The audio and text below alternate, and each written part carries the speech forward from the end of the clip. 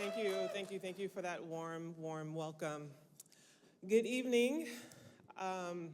Thank you, Jody and Tatiana, for that wonderful welcome. I can't begin to tell you how humbling it is to be here tonight, standing in this room filled with people who believe so deeply in the power of equality and in the urgency of justice and in the necessity of love. Thank you. As you know, I'm a painter, and my job is to take colors, lines, and shapes and create something that speaks when words fall short. For me, painting has always been a way to wrestle with the complexity of life and to make visible what is too often unseen. And this past year, as you know, I painted a work called Transforming Liberty.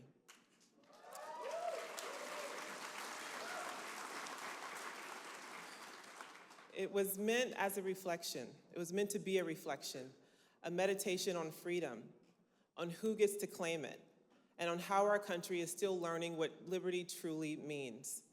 It was a love letter to my trans friends and the trans community. That painting was censored, and for a moment, I'll admit, I felt like someone had tried to paint over me too. But here's the thing about art and about truth. You can try to cover it up, but it never disappears.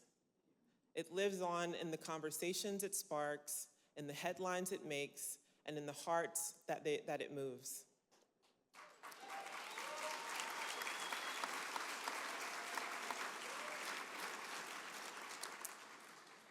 You saw that with Transforming Liberty. Instead of vanishing, the painting grew louder. And that's because of the ideas behind it. The call for visibility, the insistence on dignity, and the demand for freedom are bigger than any wall that it can hang on or be taken down from.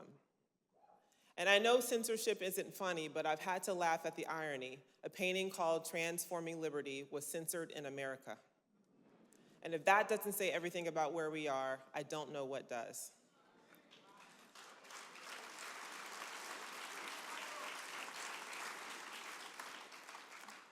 But here's where I find hope.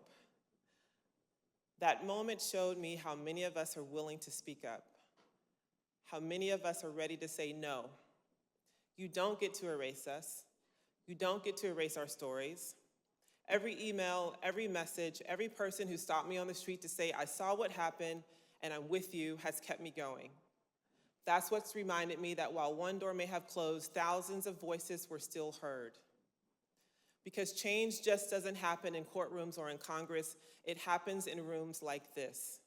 It happens when communities come together and say, we're not backing down. In this era of fear and division, art at its best is not only a mirror, but it's medicine. It reminds us that no one should be reduced, that no dream should be diminished, and no life should be overlooked.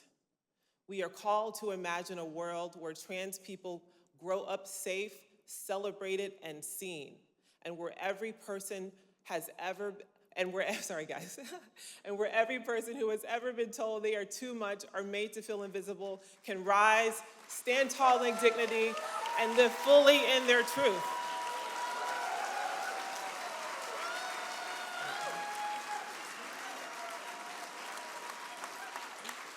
My painting may have been taken down, but this movement cannot be taken down because this room is the living portrait of liberty in progress.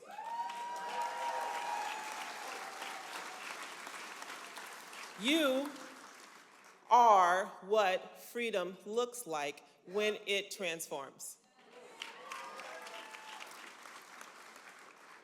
I want to end by acknowledging Arewa Bassett, who's in the crowd. She's the model for this painting. Arewa, stand up. She's somewhere over there.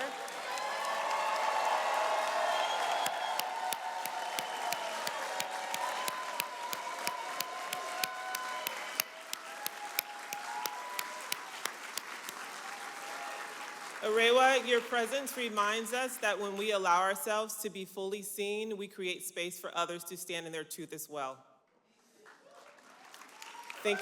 Thank you so much for this wonderful, wonderful honor. Thank you.